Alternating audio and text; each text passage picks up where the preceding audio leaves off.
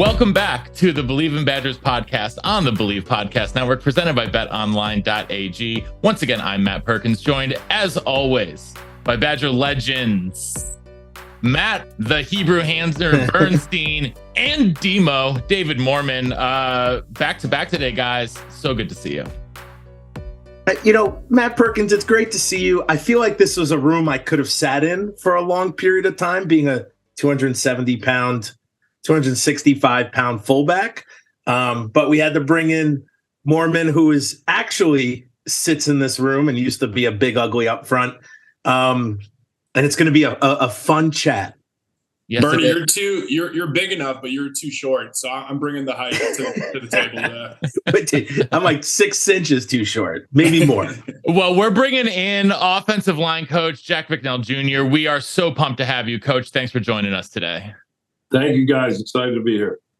Before we get started, want to remind you guys that we are presented by betonline.ag, where they continue to be your number one source for all of your online sports wagering needs. You name it, they've got it over there at betonline.ag. So head on over to the website or use your mobile device to sign up today and receive your 50% welcome bonus with your first deposit using our promo code BELIEVE. That's BLEAV over at betonline.ag. BetOnline, where the game starts. I'm a Northeast guy. Bernie's a Northeast guy. David's from Michigan. We won't hold that against him. But Coach, you grew up in the Northeast. You played at Boston College for your dad. First of all, what was it like growing up as a coach's son and then playing for your dad in some of the biggest football games, in the history of college football? I mean, we'll talk about that in a minute, but just what's that experience like for you and how did that sort of shape who you are? It was unbelievable. I mean, I think from the time I was old enough to know what the heck was going on, I was going to be a football coach just because I've been around it so much. All the people I really respected were either football players or coaches. So I was pretty much set on that path from an early age, just going to practices and hanging out with guys.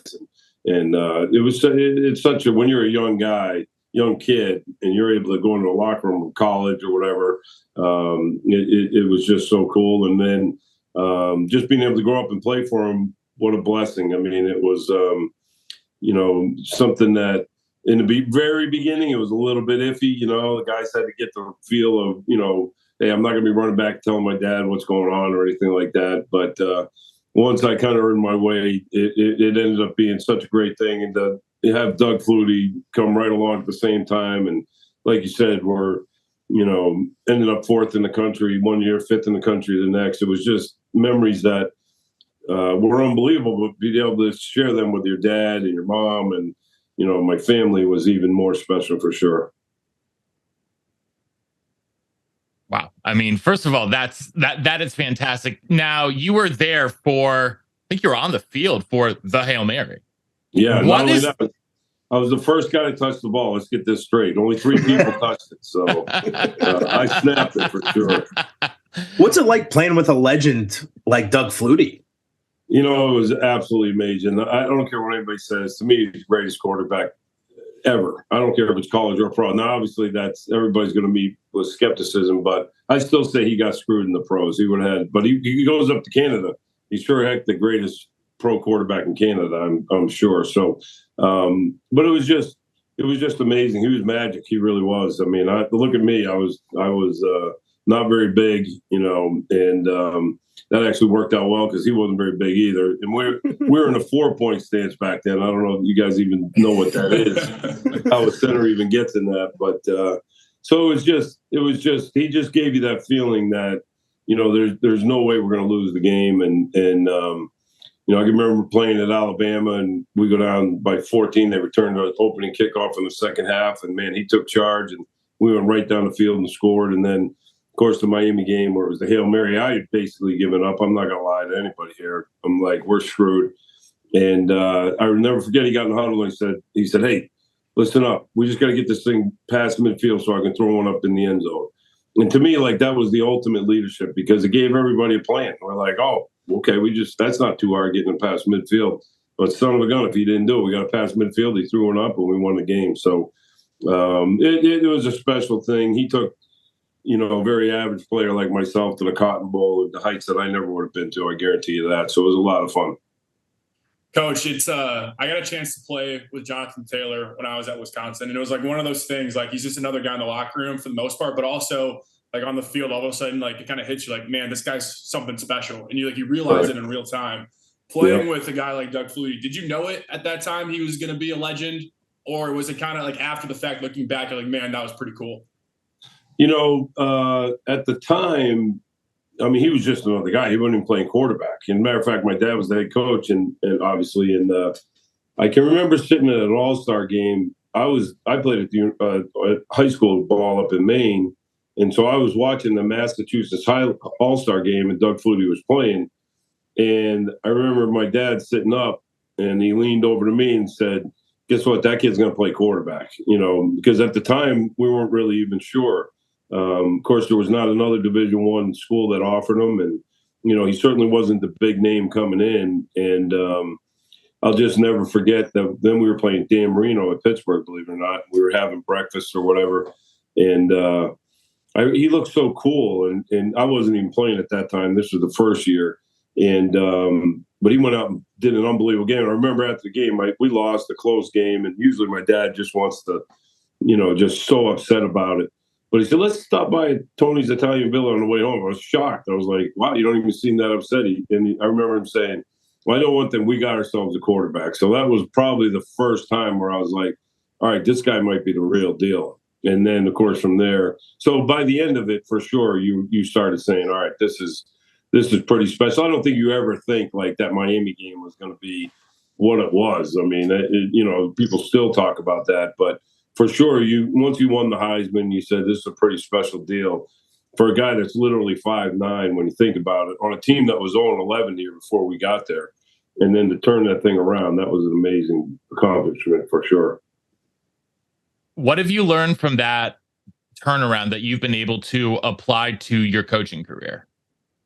Well, it's just, and probably I learned more from my dad than I did from Doug, other than just go get a great quarterback. That's for one thing, for sure. I mean, you're constantly searching for that, because if you don't have a quarterback, you're going to be in trouble, But I just, I learned so much from my dad through those years, just how he handled things. And, he was never intimidated by anybody. I mean, we played everybody. And I remember we were playing Clemson down there, and he said, "Hey, they told me not to go out and be on the field when they touch the rock." And he said some swear words, which I won't say, but he basically said, we're going out to watch them touch the rock. And it was awesome. The place went nuts, but we were there, and we actually tied them that game. I would have loved to tell you we won, but we beat them when they came back up to Sullivan the next year. So it was just things like that, just how to treat people and things. And the whole staff really was so special, for sure. So those are things that I really took away from in my coaching career. Is, man, it's all about how you treat people. It's all about how you, when things are going bad, how do you react in adversity? Because those young men, I call them kids because I'm 60 years old, but those young men look to you to see how you're going to react. And to me, that's the most important thing, for sure.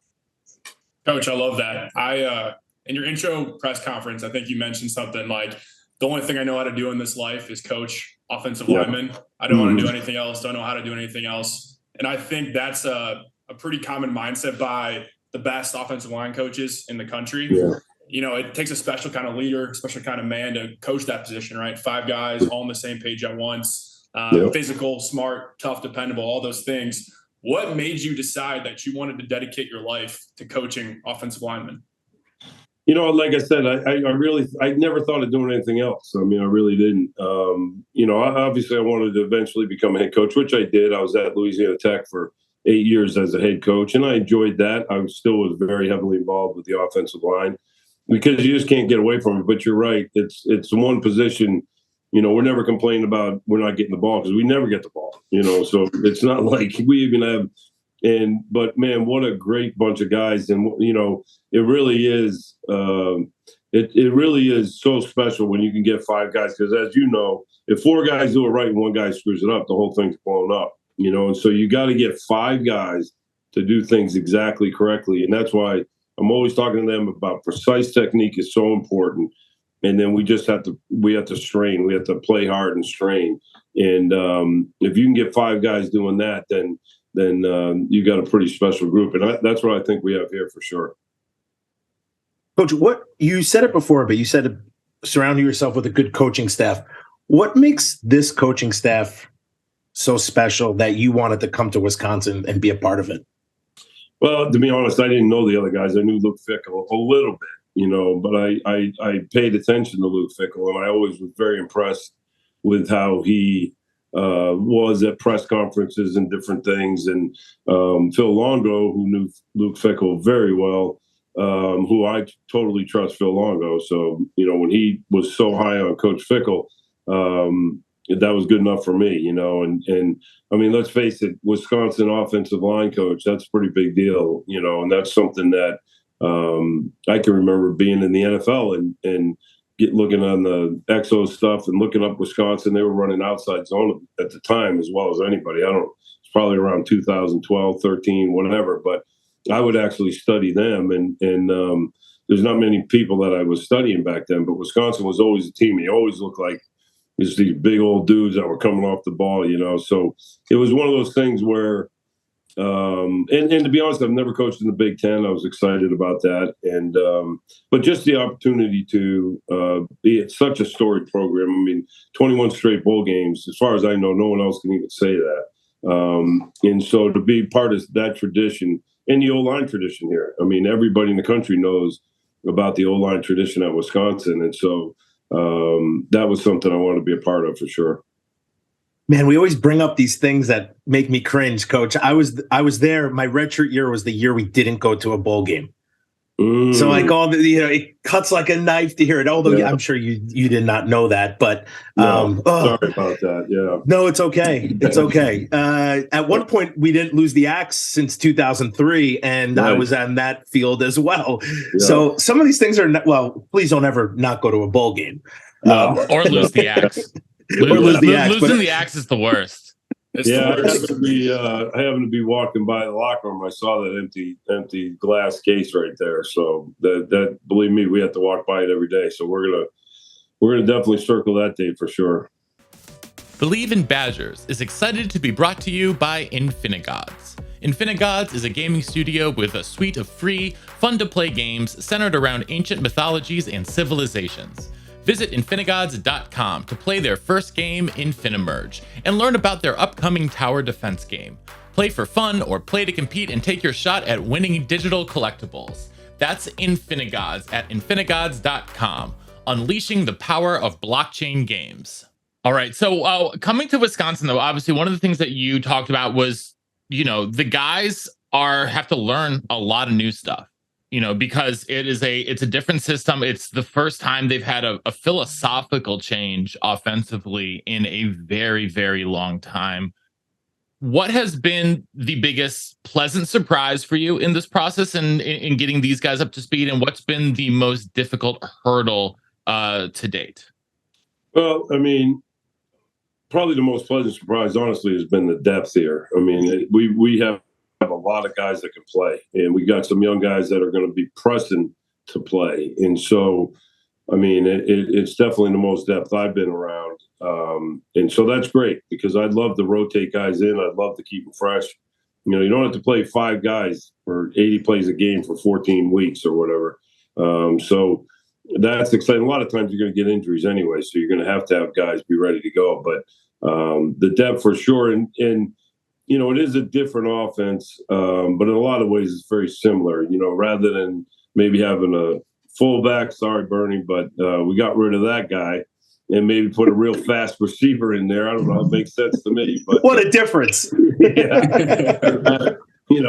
I'm sure you were a great player, but, you got a chance to get a real fast receiver out there. And now, the true difference is if you're going to overload the box, we're going to throw the ball.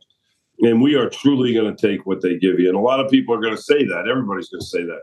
But do they really have it built into every single play that if we get this, we're going to this? And Coach Longo and we don't care if we run it 100 times a game or throw it 100 times a game. We just want to do run plays that make sense and run plays that have the best chance to be successful. And so, but and David will know this. I mean, a deuce block is a deuce block. An inside zone, double team block to the backside. It's the same thing. So many of those things are the same. The difference is rather than possibly, hey, we're just going to hand it off and block the extra guy, we're going to put a receiver out there, run some post routes over the head. If you want to put a safety in the box, then you might have it going deep, And so it's the funnest offense I've ever been around. I've been in a few offenses for sure, but to be an offensive line coach or an offensive lineman, to me, it's the funnest offense to be around because really, we talk about a 6 box. So there's going to be 6 guys in the box. We have 6. If they have 6, that seems like fair numbers to me.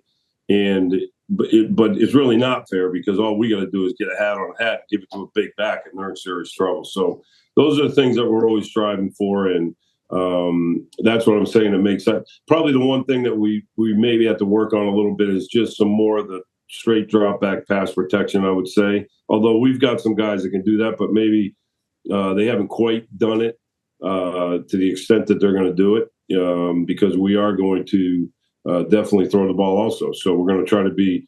And when you say balance means if they're going to put extra guys in there, we're going to throw it, and if they're going to drop back, have 2 safeties or something, we're going to run it right down their throat. So those are the things. It's a fun offense. We're going to play with tempo. We're going to get the ball out quickly. So David knows all these things are good for O-linemen for sure. I'm smiling. The thought of only having a 6-man box to go against would be like that'd be a dream back when I was playing. Like everyone knew we were running the ball. We had some great receivers. We had some great talent when I was there. But like we had JT, and I mean everyone was trying to stop him. So we had 8, 9-man boxes half the time. And it's fun, but nothing's worse than when like you get to the second level, then all of a sudden the safety makes the play. Like that's just not fun for anyone. Yeah, and you know what? There is a great tradition. They've won a ton of football games. We've talked about that, and so. It just depends on your philosophy. There's nothing wrong with that philosophy, and they've had great success here for a long time. And we actually, I'm sure in the NFL that happens all the time. Now the NFL is changing and evolving. And the knock on this offense used to be, well, you're not getting people ready for the NFL. Well, if you saw the Super Bowl, there's 2 teams. There's 2 teams with a very similar offense of what we're doing because it does. It's we used to, when I was with the Giants, we won a Super Bowl running power and, we'd motion the guy in and go get the safety. And then the corner would come in and he'd be there. And, but so there's a lot of different ways of doing things. But this is something that I think is going to be a lot of fun. And, I think you're going to see it's not like we're not, if you want to say we're air raid throwing the ball, great, because Coach Longo says that all the time. But we're not an air raid offense in the sense that we are going to run the ball. That there's no question about that. And we're going to be physical. I mean, if you had a chance to be by our scrimmage, not a scrimmage, but our practice yesterday, you saw a real physical bunch going at it. And it was a lot of fun. I was like, wow, these guys are serious, So, and let's face it, they're very good run blockers already. And now we just are tweaking some things. And I think it's going to be a lot of fun for sure. Coach, what are those things? Sorry, go ahead. Sorry, Demo, go for it. I'll let the lineman speak for a second. Well, I was going to say, like, pass pro, right? Like, what are some of those things that have jumped at you? Where like, hey, we kind of want to twitch this compared to what it used to be? Yeah, it's just some of the techniques. I really believe in going to get them before they get going, and cutting down the angle on the guys. Like if I'm a tackle, I don't like vertical setting very much. I want to cut down the angle, get my hands on them, and so many times that, as like in the NFL, the pocket integrity is so important. If that thing collapses on that quarterback, you're dead, and so that's some of the things I'm trying to get across, trying to get more aggressive, to be honest. Let's go out, let's get our hands on. We got big, long guys, and up front, inside, same thing. Let's get our hands on them and let's be physical in there so that the quarterback can always, the tackles are going to set the width.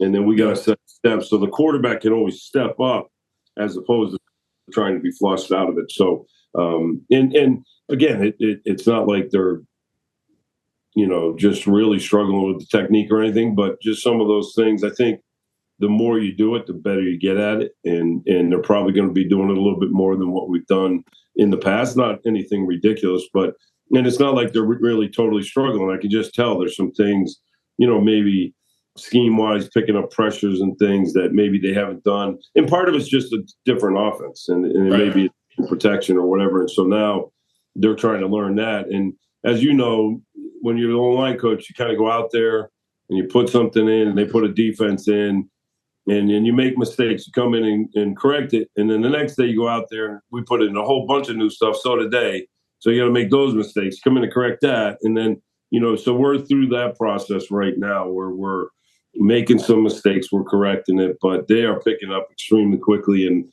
the thing I've seen about this group, they are tough, they do play hard, and when you ask them to do something, they get it fixed. And that's all I ask. Like, let's not keep making the same mistakes.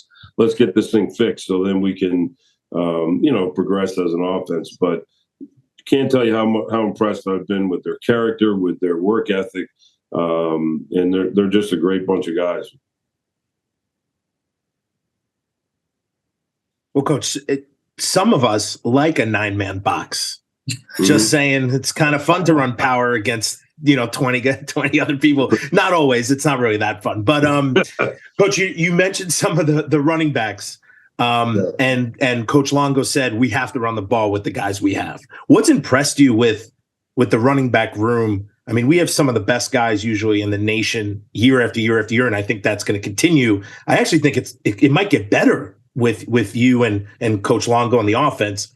What's been your first couple impressions of those guys? Well, just the size and the toughness, and that's been the most impressive thing. It's a combination of size, toughness, and speed, and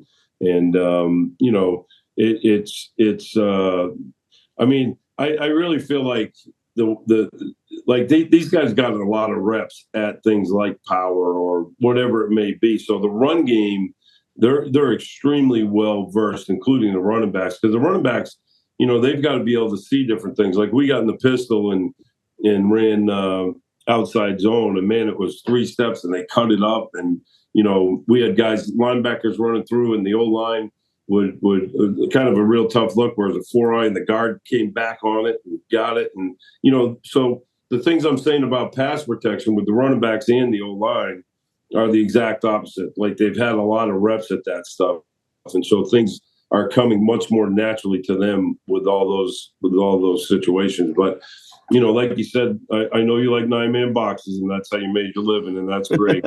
But it's if I'm a running back, that seeing a 6-man box is beautiful. And hey, let's get some of these guys out of here. Let's have them, instead of the safety just running down and meet me at 2 yards of beyond the line of scrimmage, let's have them worried about a post over their head, so they're a little bit slower. And if they do run down it, then we will throw the post or whatever it may be.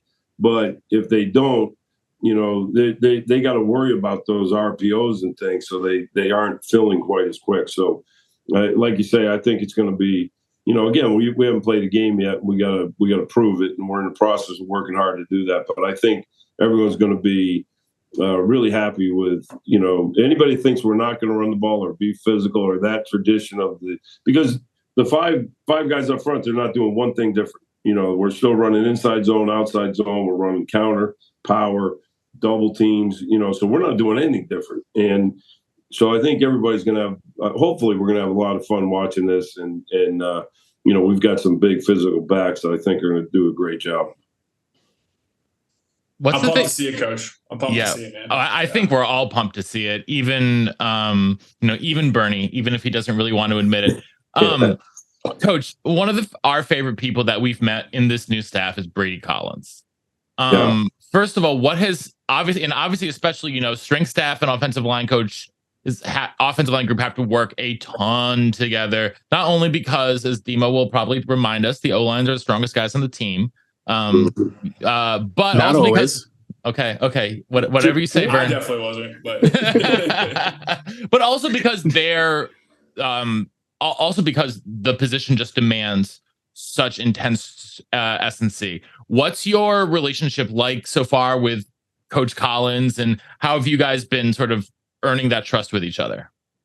Yeah, he's amazing. He really is. And I've been around a lot of strength coaches too, and I've been around a lot of great ones. So I certainly wouldn't want to slight anyone else, but he's definitely one of the best I've been around. And the thing that I notice about him is they still will throw around heavy weights, like bench press and squats. And, so many guys, I feel like these days are into the box jumps and the power and this and that and all the different things other than getting freaking big and strong. You know what I mean? Like, I don't want to see guys walking around with, I want to see big arms, big chest, big back muscles. I'm still old fashioned like that. Now, the way we used to live, putting chalk on our hands and, we do 5 reps in about 2 hours or whatever. That's not the answer either. But I have noticed that he has such a great blend, I think, because I've complained a lot. A lot of people don't believe in the bench press, and that doesn't even make any sense. That's the number one thing we're doing is extending our hands, and I've noticed that he is very much not that way. And I think it's a perfect blend of all the things you need: the explosion, the power, this and that. But he also throws around some heavy weights, and our guys are going to get strong. And the other thing, I just think it's a real positive vibe down there. That's one thing I've noticed about Coach Bickenll and this whole group. Because let's face it, Phil and I are kind of newcomers to this other whole group, but everything is positive, and we don't call out people negatively, call them out positively. And I've been on teams where when you walk in the weight room, there's a big grease board of this guy's bad because of this guy's bad because of that, and we handle those things, but it's not called out, and even with Coach Bickenll and Brady both, everything's positive and everything is there's really not that many negative things said. And as a result, there's a positive vibe coming out of the weight room, coming out of this whole program right now. And I've been around a while. I don't know how long. Since 1986 is when I was I was first year coaching. So, I mean, when you get to be this age, you can kind of appreciate and notice some of these things and, realize that this is a really good thing. Well, that's actually a perfect dovetail into one of the questions I wanted to ask you, Coach, because like you just said, you've been in the game since '86 as a coach. What's the biggest change you've seen to the sport of college football on the field and the biggest change you've seen off the field in those 37 years? You know what? I would say that on the field, nothing's changed. I mean, really. I mean, I'm not in a 4-point stance anymore. The center's on it, so you have subtle things like that. And I guess things have changed. I was watching my old film, which you really shouldn't do because you're much worse than what you have in your mind right now. But I forget, I think it was the Alabama game, but I realized I did nothing but just turn back. Like I just snapped the ball like on pass protection. And I would just turn my shoulder and, if the guy came in my A-gap, I blocked him. If he went backside, I didn't worry about it. But so things like that obviously have changed. But as far as being around the players in the locker room and the lessons that you learn from this game and the strain and all those things haven't changed a bit. Everything outside of that has changed like you can't even recognize it. My dad's 85 now, and I'll talk about NIL or, transfer portal, and he just can't even fathom what I'm talking about. He said, I'm just too old. I don't even want to hear it.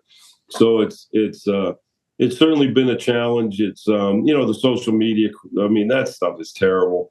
In so many ways, not in the sense that the positive, obviously there's some real positives to it, but you got to be careful about these kids getting too caught up in the negative part of it. There's obviously some great positives, where it's really helped the game. Let's face it, this is about the fans. I mean, I wouldn't even have a job if it wasn't for fans. So social media and all those things is fantastic. But when it's guys like yourself that are professionals, that's one thing. And that's what I'm used to. Back in the day, those were the only people commenting on what was going on. Now it's everybody, and in that sense, you have to be careful. These players can get upset about things, and it's hard to describe that. Look, that guy wouldn't have the guts to do what you're doing right now anyway. So don't worry about him. But so, there's so many things that have changed. But the thing that I love is the game has not changed. The players have not changed. I'm telling you, they're not any less tough. They're not any less great people. They're just it's the same thing on the field for sure.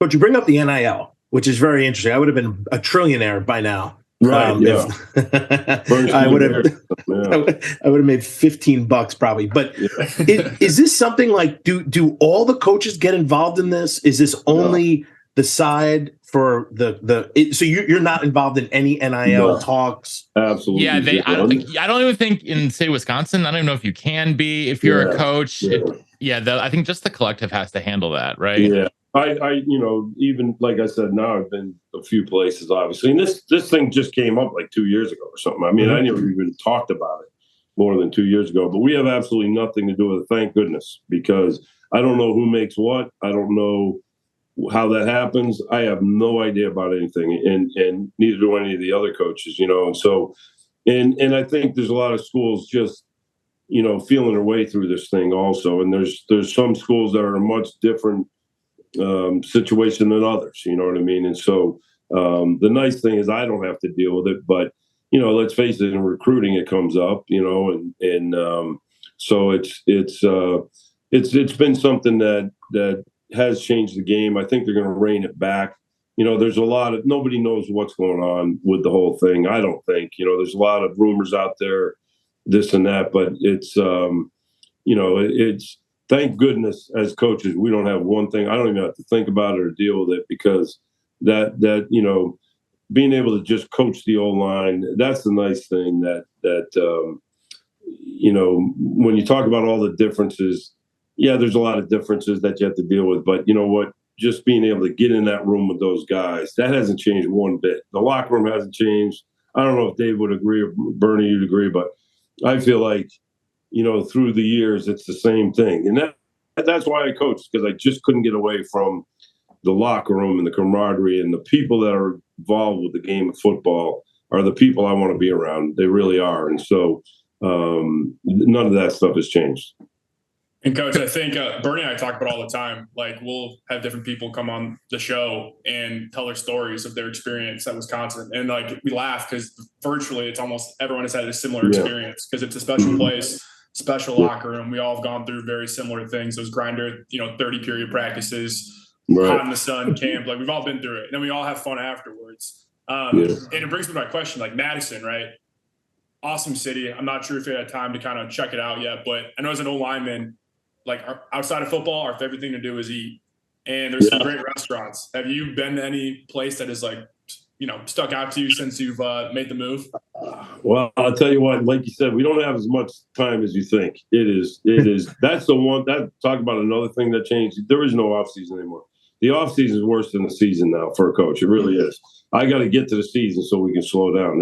It's just the way it is. I mean, we've got recruits every single weekend, and so I want to get out there and I want to experience it. And then, to be honest, if I do get some time, I usually go see my grandkids or whatever. So, but I went to Johnny's Italian Steakhouse. I like that over there in Middleton. I probably haven't been, I've probably been over Middleton area, Biagio's or whatever that is. And then, but one thing in Madison, for sure, Rare Steakhouse was amazing. I thought that was fantastic. And I couldn't forget my man Sal at Naples 15. Oh, yeah.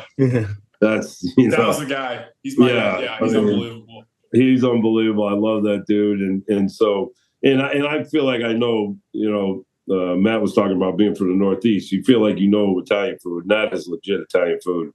And it's so much fun to go in there. You might have to have a hard time getting out of there, but if you can go, I've been meaning to leave for like 2 hours and then I'm still there. But no, it really is. It's a special place.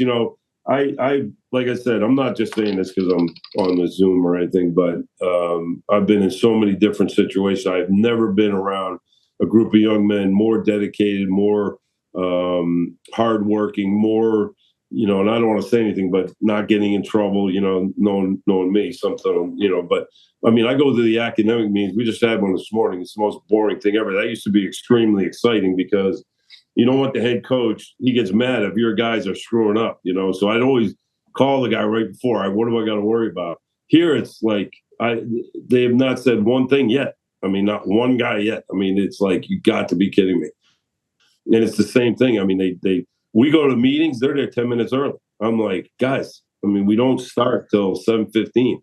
Doesn't matter. They're at 7:05. So I've been going 10 minutes early and we get started 10 minutes early. But I mean, I beg them not to come early. But so it's real. That part of it's been amazing to me. And I think like you're saying, Dave, it's just something about this place. I think Wisconsin, the University of Wisconsin, first of all, it's a good academic school to begin with, so you're not going to be able to get in here unless you have something good about you. But it somehow just attracts people that are just great people. Maybe it's the Midwest. I don't know. I haven't been in the Midwest as much as other places.